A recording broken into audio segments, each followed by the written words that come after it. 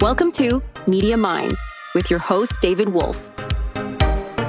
Joining us today is Jane Ubell-Meyer. She's the visionary founder of Bedside Reading, a company that's revolutionizing book promotion by placing titles in over 40 luxury hotels and creating national visibility for authors. With her background as a TV film producer for the likes of Good Morning America, Entertainment Tonight, and ABC, Jane has also produced award-winning films and led celebrity gifting ventures like Madison and Mulholland. Now splitting her time between Connecticut and Palm Springs, Jane Ubell-Meyer continues to connect authors with readers in unique and impactful ways. Jane, welcome. David, thank you. It's such a pleasure to be here with you today. Well, it's great to be with you because so many of the folks that are watching, listening, and working with us are authors and or podcasters. And so your insights are incredibly valuable to them, and I'm grateful. You did a lot of work in traditional media over the years. How is the work you did in film and television, how does that inform the work you're now doing for authors?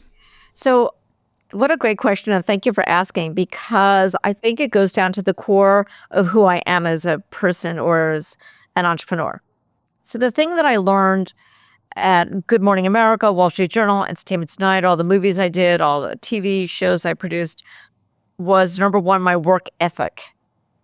And part of that is about paying attention to the details, following up. I'm old school. I still like to talk on the phone with people. I am ridiculous at following up with people because, in the world of TV, you have a live show. And if a guest does not show up or something goes wrong, it's on your head. So we leave no stone unturned. We do the work, we focus, and we get it done. There's a different mentality today. So all the things that I learned growing up in TV really, in an essence, informed who I am as an entrepreneur, and in essence, as a book marketer. I learned how to promote books because when you're working on a TV show, a lot of the guests have books. You have to learn how to create questions for them, write the segment, produce the segment, and then you learn that not all authors are equal and not all books are equal. And so you have to learn and twist and turn and figure out what is the story behind the book and what story will resonate with an audience. So doing that literally for 25 years, it's ingrained in me. It's like, it's weird. I always tell people that I have 3 superpowers. The first one is parking. I can park anywhere in New York City at any time, literally in the snow and the rain. And so the spaces open up for you as you really do. It's just you visualize parking and it happens. How cool! I kind of do. The second superpower is weather. Wherever I go, the weather's perfect. Unless, we always joke in my family, unless my mother's there, then it rains. But, my mother's great anyway and awesome. The third superpower I have is I can find and twist and learn and figure out what that story is, how to promote something.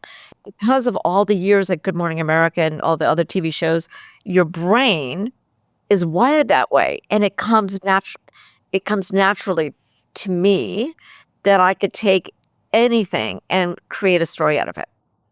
I mean, an interesting, weird thing, and I want to go back, TV is really crisis management. I mean, besides being creative and lovely and interesting, you're always figuring out if there's a problem, how to twist it and turn it and make it a solution, create a solution. So when you have a book that needs promoting, the biggest problem there are 3 big problems. The first one is the author goes, oh my God, I have no sales. What am I going to do? The second thing is, which goes into sales, is how do I reach people that would resonate with their book? How do I do that? And people don't know how to do that. And the third thing is that authors do not understand, and I know you know this so well, is that being an author is a business. And if you do not have a plan for this business, what do you want to get out of the business? Who's going to finance the business? What is the marketing plan for the business? How are you going to acquire readers? How are you going to acquire fans? Do you have a social media plan? Do you have a traditional media plan? Do you have a sales plan? Do you have a sales team? Blah, blah, blah. It's a business. And that is the biggest mistake that authors make. I know that rumor has it, Jane, that you are book cover obsessed. So I wanted to open up the cover a little bit and talk and learn a little bit about how you think about this, what makes a great book cover, and what do so many authors miss when they're going into the design phase of their cover. So I love this because, this is, first of all, I don't know if you know this, but I'm a painter. I didn't know that. I know you're visual from the film stuff. I went to Colorado College. I majored in fine art. So I've got that sensibility. Then going into film and TV, it kind of honed those skills. But here's the thing. Now they're conflicting numbers. So some people say 90% of people buy books based on the book cover. So I'm going to go with the high number because it works in my favor. Okay? If a book cover... And here's like a French word I would like to say, sucks. Kidding. If a book cover is terrible, then why would somebody even pick it up? And if an author is not 1000% proud of that book cover, then why do they have that book cover? And I don't buy the BS that my publisher made me do it or they only gave me 3 options. Override them. Stand up for yourself. Take control. It's your book kind of a thing. It's your book. Right? It's your vision. Just do it. And so and I know that many authors are reluctant to hire a professional book cover designer. But you know what? That's the best money spent. I'd rather spend the money on a great book cover than on a publicist. Not to diminish publicity because I think that's interesting as you look at if you had to spend the money one way or another, the cover is so much. It's not going to make a difference if you have the best publicist in the world and nobody emotionally connects to a book cover. So what makes a great book cover? Number 1, you have to emotionally connect. Are the colors vibrant? Are they bringing you in? Is the title and the subtitle of interest to you? Let's talk about nonfiction. Will it solve your problem? Does it speak to you? And on the fiction world, does it inspire you to think, wow, what a journey. Where is this going? Is this a mystery or is this romance? And is it speaking to me emotionally? So there are many factors that are untangible, So I would think that the book cover is, in my opinion, is the most important part of you've got to have a great book, let's face it. But if you're going to go out there with a crappy book cover, why? Why? I don't get it. Right. It's the first customer-facing thing that happens, and you know what? It's inexcusable. Just saying. Okay. So the bar very high. Is there a method to the madness? I know you work with wonderful designers, but I don't want to say is there a set of rules, but are there certain design principles that seem to work better than others? Can you generalize or not? Well, font is critical. I wrote a little book. I took, you know what? I love publishing, and I jumped into a course in publishing. And one of my assignments was to write a book in 7 days, which I did. I had something started years ago on my computer. I pulled it out. I read through it. I turned on my microphone and in Word, and I started dictating the rest. I did not use AI at all. And then I went, Jane Ubell-Meyer, I went to Canva. Now, I do not even recommend that to my clients. But don't try this at home. Right. Don't try this at home, but I did. And I thought that I could do a great job. And I started it, and it just wasn't happening. And I actually gave it to a friend of ours, Claudine Mansour, who's an extraordinary book cover designer. And I said, "What's wrong with this?" She said, "The font." Interesting. Oh, is this about? Is it about the the way it registers as it relates to the content, or is it serif versus non-serif, or a certain size, or whatever those design elements are? I did. Yeah. By the way, this woman has 30 years of training. I don't. I could just tell you this is a good book cover, this is a bad book cover. I'll tell you from a marketing percentage advantage. My advantage is that I've seen the thousands and thousands of book covers. And I can tell you right off the bat if it's going to work or not work. As a designer, she knew exactly what was wrong with it, and then she put in a pop of color. And let me just, excuse me one second, I'm just going to grab my little book. So here's my let's little, take a look. Here's my little book cover. So what I had, white and white, Yes. different font. So she Yes. put in a pop of color yellow and pop of color. Now I did this in Canva. This is only a small little 38-page book. But as you can see, weirdly enough, a little shift in the font made all the difference in the world. And not too many different design elements or fonts. It's not crowded. It's not busy. It pops. Exactly. That graphic is interesting because it shows it's sort of abundance and expansive. Well, I wanted it to be like a sunburst of excitement so my book really is about energy, and it's about making things non-freaking negotiable when if you want to manifest a parking space, which I told you I can do anytime. You can ask my manifestation husband. Thing. We always joke. Even on Thanksgiving in New York City, my parents live on Central Park West, with the parade going by, after the parade, the barricades are up, boom, I'm there. And for some reason, my timing is great and I get a spot right in front of the building. So whatever. The point being, going back to the book cover, it's energy, it's color, it's font. And now, interestingly enough, the subtitle may not be the best. So in my next book, it's going to be from wanting to having love, from wanting to having cash, from wanting to having whatever. So I'm making it serious. So it's all about manifestation of things that we desire. Right. Is that true? Yes, but what I was told was that this was not a great subtitle. Interesting. So, what did they not? Do you remember what the criticism was specifically? The criticism was that it was too small to read. It was visually. Visually, it was too small to read, and I'm just going to change it to from wanting to having cash. And even parking spaces, right? Which exactly. Yeah, it's yeah. So all right, it's interesting, but I do love book covers.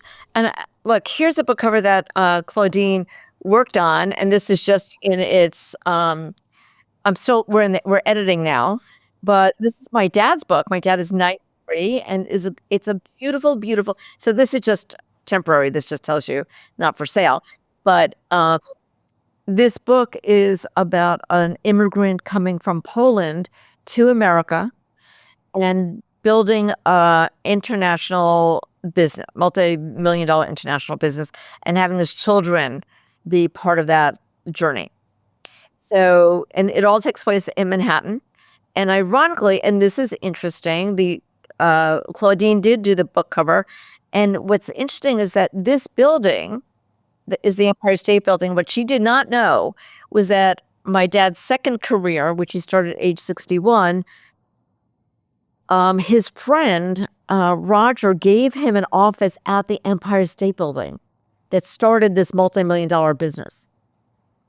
She had no idea that was, and there it is. Well, to be officing in that architectural icon of Manhattan, I mean, it in and of itself has such a story. Art Deco, the whole, it's just amazing. So, and my dad's 93, he's still writing, still working at it. Yeah. That's so beautiful. You've been listening to Media Minds with your host, David Wolf. Media Minds is produced by Auda Vita Studios, a premier production company, producing audiobooks and podcasts for clients worldwide. Be sure to subscribe wherever you get your podcasts. To learn more about the team at Auda Vita Studios, visit audavita.com. So this concept of bedside reading is so novel. What led you into this creative idea to do it this way? Because it's different than nobody's doing what you're doing. I know. And we should explain to everyone. I know what you do, but let's make sure we unpack it for everybody. Let's start from the very beginning. I was 22 years old. I had a share in a house on Fire Island, which is an island off of Long Island. And there were like 5 or 6 in the house. We all shared it. It was a wonderful summer. And I met a guy. Okay. I met a guy, and I was crazy about him. 22 years old, and I worked at Good Morning America at the time, and I just thought he was it. And we dated all summer long, and then in the end of the summer, he goes, Jane, if you learn how to scuba dive, I'll take you to St. Martin's in the Caribbean.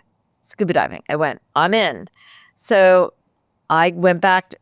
Luckily for me, the YMCA was around the corner from ABC. So I jumped into the pool at the YMCA, learned how to dive, and it was not easy. I did not enjoy it at all. It was disgusting. The open dive was in a quarry in New Jersey. It was October 31st. It was brown water, disgusting. Whoa, horrible. But learned how to dive. December rolls around. We're going to St. Martin's. The flight was beautiful. We get to the hotel. Right before we go into the room, the guy says to me, Jane, I really like you, but let's be friends. And I went, what? Like, I was 22. I'm crushed.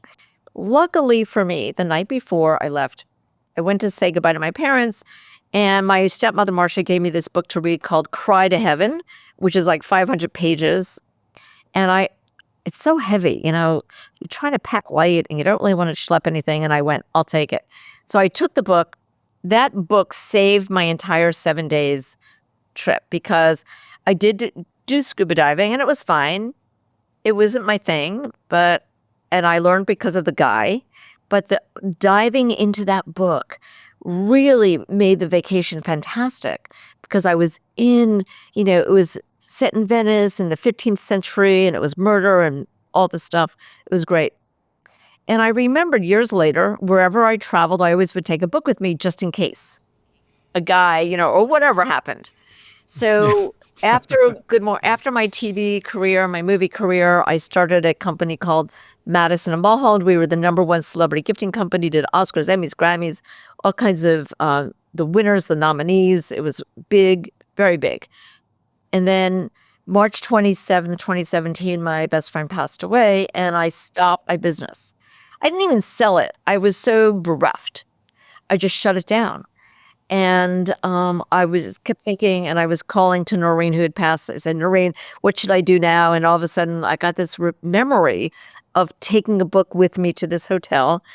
And at the same time, like soon after, my husband and I had drinks with one of his colleagues that he was working with at the Mandarin Oriental, New York, and he was the CFO. And I said, what do you think of this idea, placing books by the bedsides in the hotel for the guests to take home for free? He goes, oh, I love it. So the Mandarin Oriental, New York was my first hotel, and I trademarked the phrase bedside reading, and it really blossomed. We have like 50 plus hotels, and the reason why it works is because when a sophisticated traveler, now let's be blunt, they have the money to spend, $500, $600, $700, $800, $1,500, $2,000 a night at these 5-star luxury hotels. They're readers. Most of them are readers. They like books. They travel. They're sophisticated, and we want those kinds of people reading our books, whether it's a fiction book or whether it's a business book. Doesn't matter. We want that reader because we believe those are the true influencers.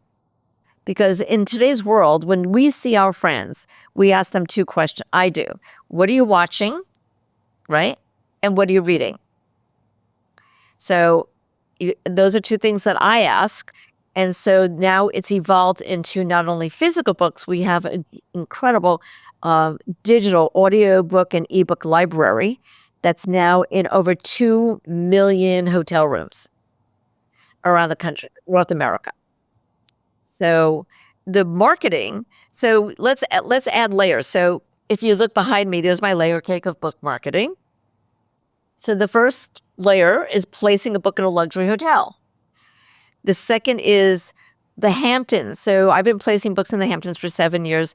The reason why I call out the Hamptons, like Malibu, it's the place where everybody in New York and the celebrities, they all go to the Hamptons, and I have 9 hotels there. So we want those sophisticated, influential people in business, entertainment, media, and publishing, reading and seeing. It's not just reading, but seeing what people are holding. What are they reading at the pool? What are they? What's in their rooms? So we want that. Then we have the layer of the poolside hotel placements. So we actually place books literally at pools around the country, at the Aquilina, at the Hotel Yountville in Napa Valley, at the Nautilus, at the I don't know. We have all these hotels. Meridian in Fort Worth, Texas, from the Hamptons. And then we have guaranteed media. We go out. I am a contributing author to many different magazines. So I get full pages of what to read. As an expert, I'm recommending books. And then we get earned media. We go out to local media and saying, here's what we recommend this summer. Then I have my own magazine that I create. So it's layer, layer, layer, layer. So book marketing is not one thing. It's 15 things. And there's a system. You do it over and over and over and over again, because if you're building a business and look, I have a business. So I bought into Constant Contact, right? That's a system of getting emails out. So some people buy programs with Bedside Reading, and it's a system of getting a multi-layered, 15-layered system of getting books out into the world, into the media, into the hands of influencers. We do book events. We do all kinds of things for that author. I love my authors so much that the joy of what I do is actually, I get high from speaking with them. Because they're a creative energy. They are creative. They are creation right there. They're so creative that they wrote a freaking book. Not many people can do that. So we in the book marketing business can take that for granted. But my energetic level responds to their energetic level. And that's what makes me joyful. In this season, holiday, Christmas, Hanukkah, that's what makes me joyful. Do you know what I mean? It's not even, I send them all the stuff I do and they go, oh, Jane, you're great, blah, blah, blah, blah. People come back to me book after book after book, which I appreciate and I love.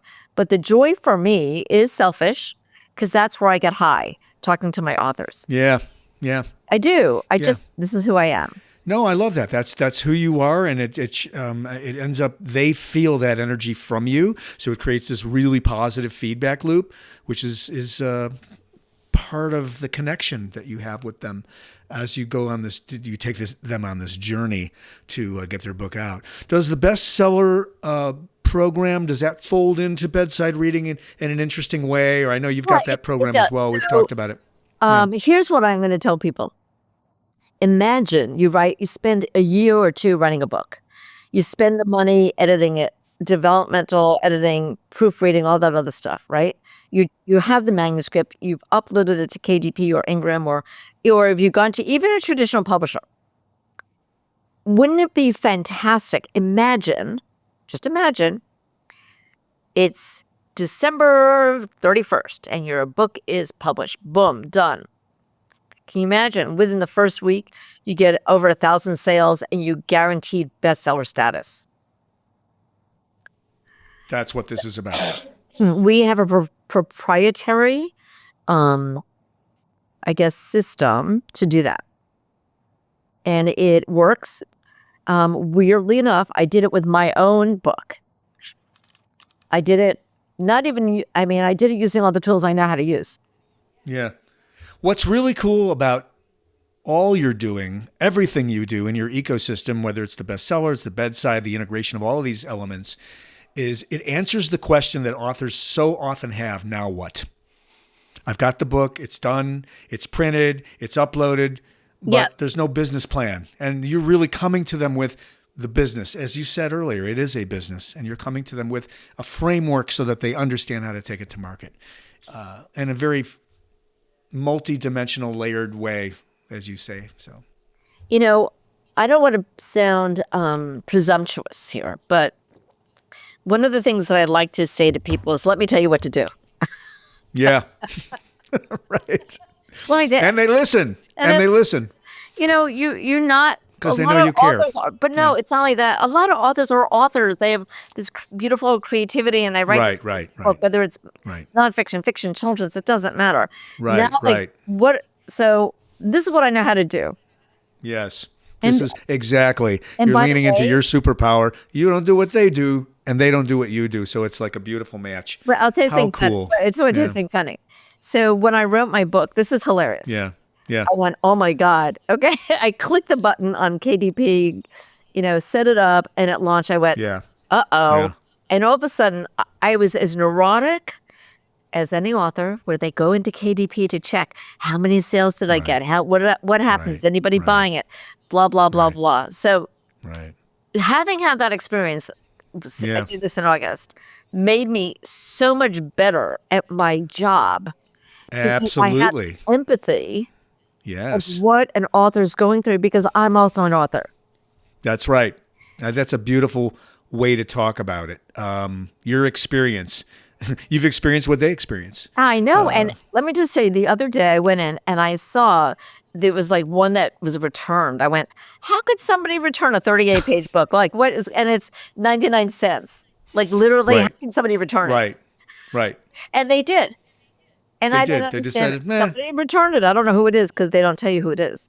No, And yeah, I it's went, how anonymous. could Yeah. they? So I know. I know. I know. I, We I see and that I in was the laugh- audio side as well. and I was laughing at myself. Right. I was For just being laughing. that sensitive in a way. Usually you're outside of that, looking at it much more objectively. Now it's your Right. baby. Different Right. experience, but it's good that you had it. I agree with you there. And It's really I've said that about, understanding. I started as a podcaster, understanding now I have some empathy and understanding of what it's like to be on the other side of the mic doing this every week. And the other thing is that besides my authors being really creative, they have their own magic and genius, is that a lot of authors come to me with, like, I have an author that just came to me this week she has 14 books in a series. And they don't understand. And well, whether she does or not, I don't know. But I said to her, look, let's find the best of the 14 and get that one book out there to everybody. Because I love reading series. Like, I read all of Louise Penny's series. I like Michael Connelly's series. I love series. So if somebody gets hooked on an author, they will read everything in that series. Yes. Yes. So I don't even know if she even thought about it. She wasn't thinking of it that way. She was But just I into did. the output. Yeah. Right. Right. And I can't read everything, but she did send me 2 books, and I'm gonna be traveling soon, so I'm gonna be taking her books with me. So, and I'm Beautiful. excited Beautiful. about that, actually. Oh, that's very exciting. Is there anything that I didn't ask you or we didn't talk about that you'd like to share?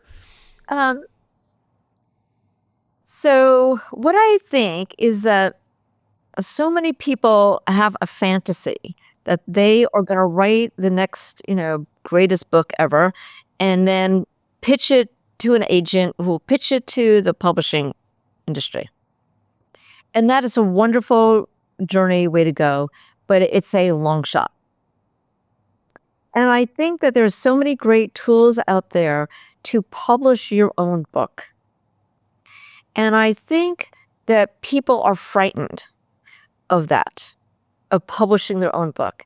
And the good news is that there are a lot of tools out there. The bad news that you're now in competition with 4 other million people publishing their own book. So they have to figure out, how do I take my book, get a kick-ass cover, and then really blow it out and stand out? I mean, if you look at a great example of Colleen Hoover. Colleen Hoover was a self-published book. She built an incredible fan base, and then she was picked up by one of the major publishers, and now movies are being made, and it's been an incredible journey for her.